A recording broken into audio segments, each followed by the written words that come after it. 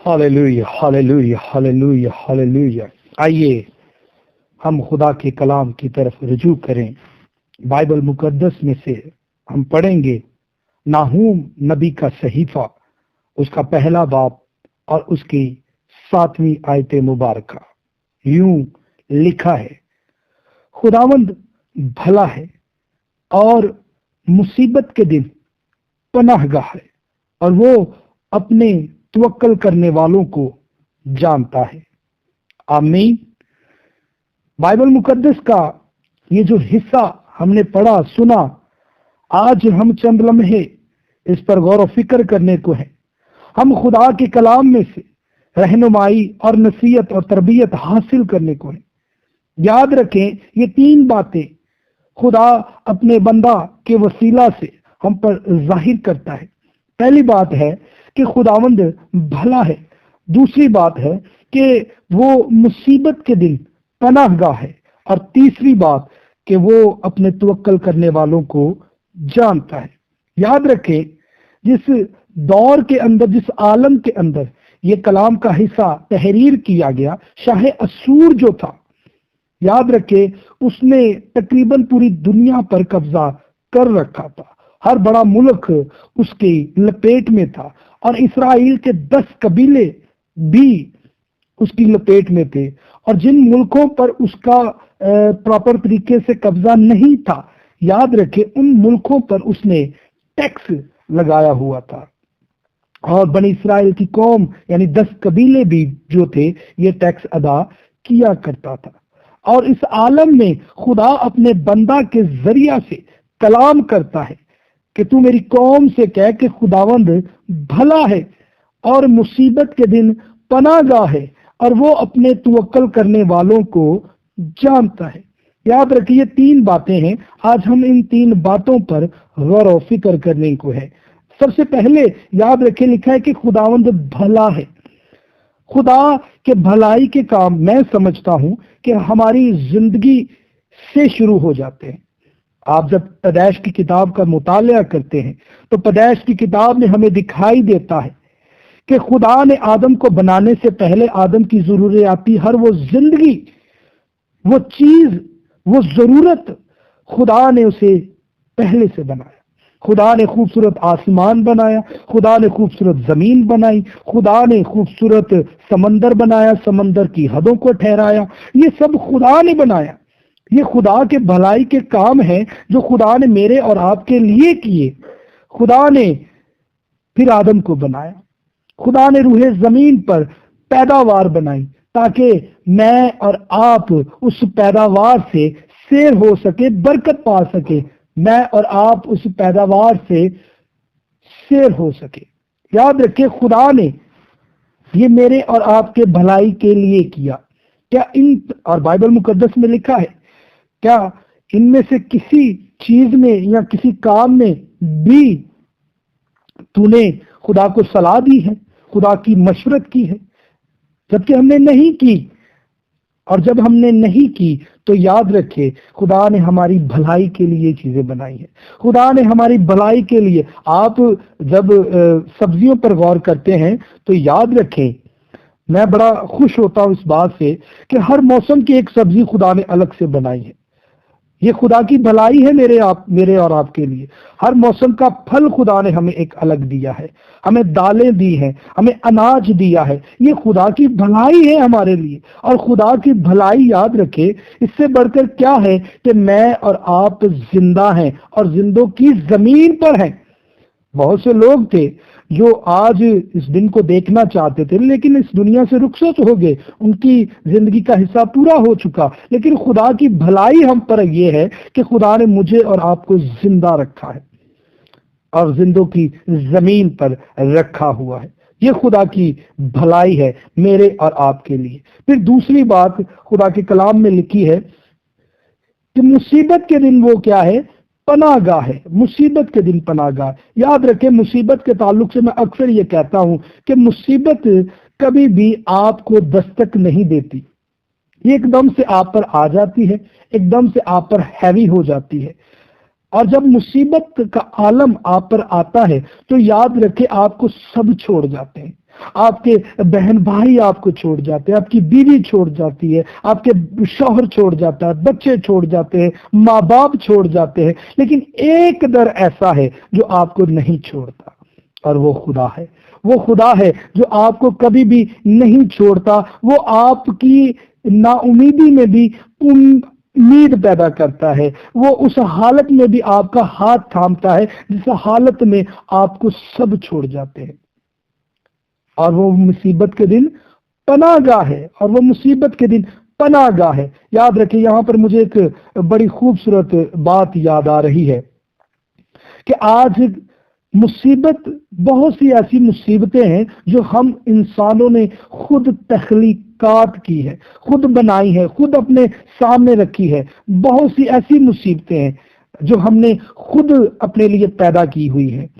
یاد رکھے، آج ان مصیبتوں سے ہم نے کیسے نکلنا ہے۔ مثال کے طور پر بائبل مقدس ہمیں یہ سکھاتی اور ہماری رہنمائی کرتی ہے، ہماری ہدایت کرتی ہے کہ ہم اپنے آپ کو کس طرح سے محفوظ رکھیں۔ دانا کی طرح یا بے وقوفوں کی طرح ہم نے اپنے آپ کو محفوظ کرنا ہے۔ یاد رکھیں، مثال کے طور پر آج اسمارٹ فون ہے، ایک اسمارٹ فون جو ہے وہ آپ کا 10,000 کا آتا ہے، اور ایک اسمارٹ فون ہے وہ آپ کا 40,000 کا آتا ہے۔ دونوں میں فنکشن وہی ہے، لیکن دونوں کے اخراجات جو ہیں وہ مختلف ہیں۔ 40,000 کا جو موبائل ہے اس کا 40,000 کا اخراجات ہے، جو 10,000 کا موبائل ہے اس کے 10,000 کے اخراجات ہیں۔ جب آپ کی سیلری 15,000 ہے اور آپ نے موبائل 40,000 کا لے لیا تو یاد رکھیں یہ وہ مسائل ہے، یہ وہ مصیبت ہے، یہ وہ پریشانی ہے جو آپ نے خود بڑھائی ہے۔ اب جب آپ کے پاس 40,000 کا ہے تو یاد رکھیں آپ کی بیوی اس سے پیچھے نہیں رہے گی، وہ بھی کہے گی جناب آپ نے 40,000 کا لیا ہے، کم سے کم مجھے تو 10-20,000 کا لے دیں۔ تو اس نے بھی 20,000 کا موبائل لے لیا۔ پھر آپ کے بچے ہیں، وہ آپ کو کہیں گے پاپا جی آپ کے پاس 16 میگا پکسل کیمرہ ہے، میرے پاس تو نہیں ہے، تو مجھ پر بھی کرم کی نگاہ کرے، مجھے بھی اتنے میگا پکسل کیمرہ لے۔ پھر آپ نے اخراجات کیا کیے؟ اپنے خود بڑھائے ہیں، یہ اخراجات آپ نے خود بڑھائے ہیں۔ اس لیے یاد رکھیں، ہماری چادر اتنی ہوتی ہے لیکن ہمارے قدم جو ہے وہ چادر سے ہمیشہ باہر ہوتے ہیں، اور جب ہمارے قدم چادر سے باہر ہوتے ہیں تب وہ ہمارے لیے مصیبت اور ٹھوکر کا باعث بنتی ہے۔ اس لیے میرے عزیزو یاد رکھیں، مصیبت کے دن وہ کیا ہے؟ پناہ گاہ ہے، اور جو مصیبت آپ خود اپنے لیے پیدا کرتے ہیں یاد رکھیں اس میں سے نکلنے کا رستہ بھی آپ کے پاس ہے۔ خدا نے دروازہ وہیں پر چھوڑا ہے، خدا نے رستہ وہیں پر رکھا ہے، خدا نے میرے اور آپ کے لیے انتظام وہیں پر کر رکھا ہے کہ ہم اپنے آپ پر غور کریں اور داناہ کی طرح چلیں۔ آمین، ہاللیلویہ۔ اس لیے میرے عزیزو یاد رکھیں، خدا مصیبت کے دن کیا ہے؟ پناہ گاہ ہے، اور اپنی مصیبتوں کو خدا کے تابع کر دیں۔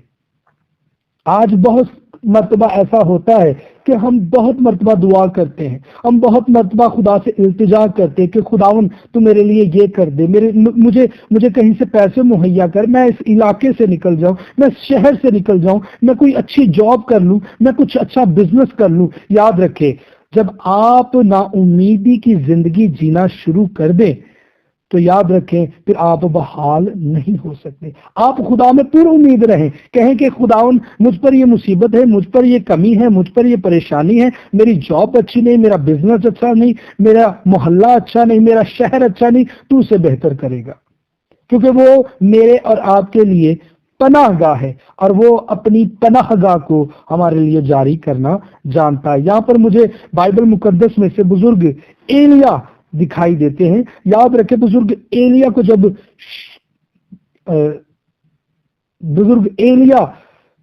کو جب حکم جاری کیا گیا کہ بزرگ ایلیا کو پکڑ لیا جائے، قتل کر دیا جائے، تو یاد رکھیں یہ ڈر کے مارے پہاڑوں میں جا بسا، دراروں میں جا چھپا۔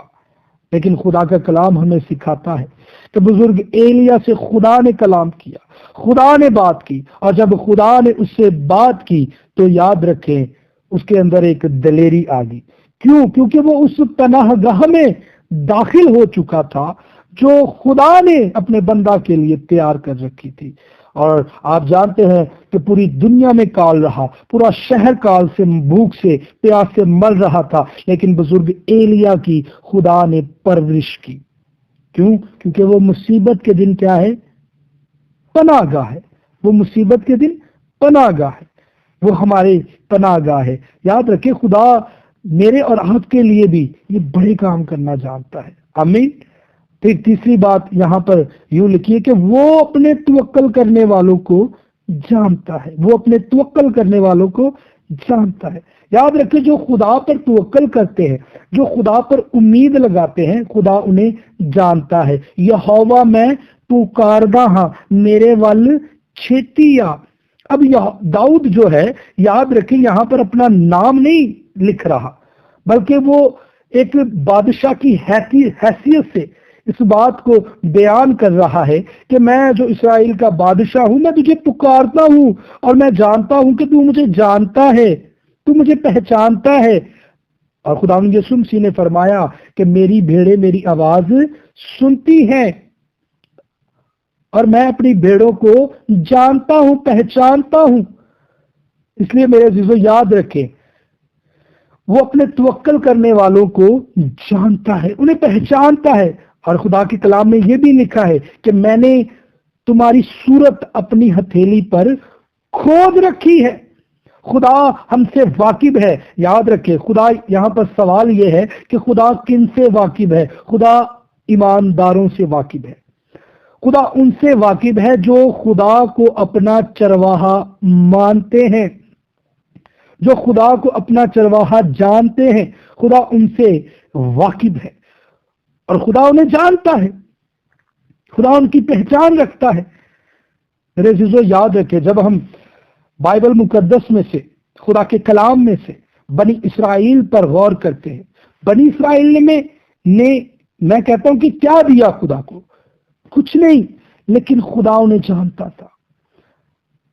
وہ جب بھی مصیبت میں ہوتے، وہ جب بھی دکھ کے اور پریشانی کے عالم میں ہوتے، تو خدا ان کے لیے راستے تیار کر دیتا، جنگل بیابان میں انہیں کھانا کھلاتا، من کھلاتا، چٹان ان کے ساتھ ساتھ چلتی پانی کے لیے۔ حالانکہ بنی اسرائیل نے کیا کیا؟ جگہ بجگہ خدا کی انکاری کی، لیکن خدا انہیں جانتا تھا۔ کیوں؟ کیونکہ خدا اپنے لوگوں سے کبھی بھی دستبردار نہیں ہوتا، اور وہ اپنے توکل کرنے والوں کو جانتا ہے۔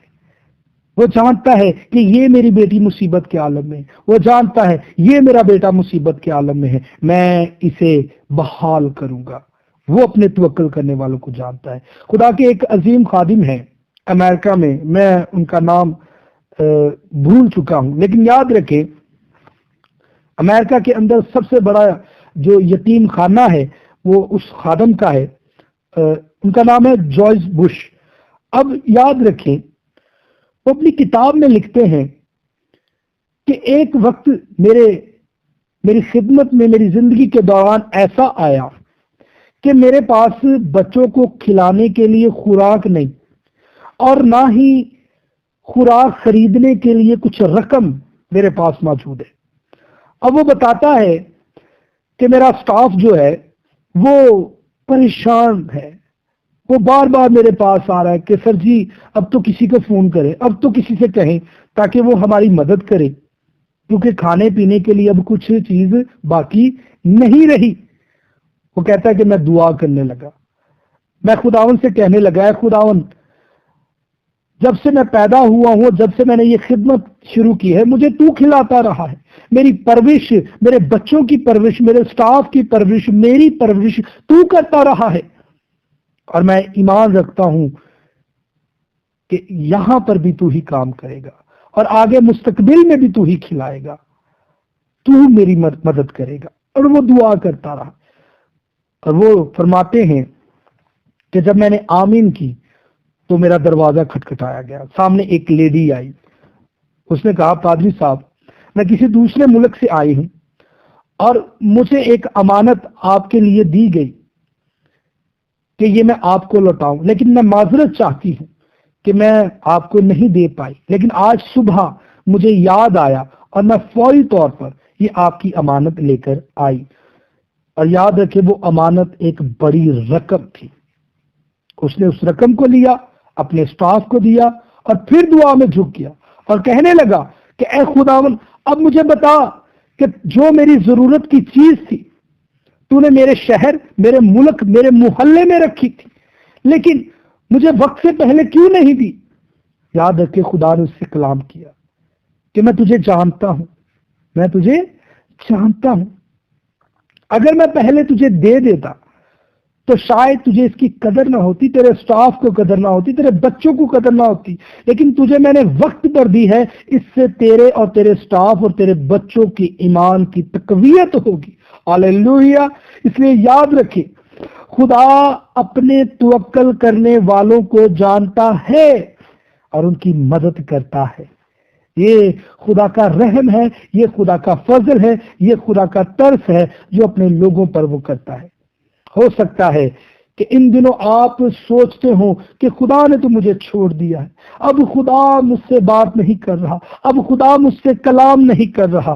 میرے عزیزو، میں آپ سے کہنا چاہتا ہوں کہ خدا آپ کو جانتا ہے اور وہ آپ پر اپنی مرضی کو پورا کرنا جانتا ہے۔ ہاللیلویہ۔ خداوند بھلا ہے اور مصیبت کے دن وہ کیا ہے؟ پناہ گاہ ہے، اور وہ اپنے توکل کرنے والوں کو جانتا ہے۔ یہ تین باتیں ہیں، میں سمجھتا ہوں کہ یہ تین باتیں جس زندگی کے اندر موجود ہیں وہ زندگی کوئی عام زندگی نہیں ہو سکتی، وہ زندگی خدا کی تابع داری میں، خدا کی وفاداری میں زندگی ہوگی، اور خدا اس زندگی کو ہمیشہ برکت دیتا ہے۔ God bless you. خدا آپ سب کو بڑی برکت دے۔ آمین۔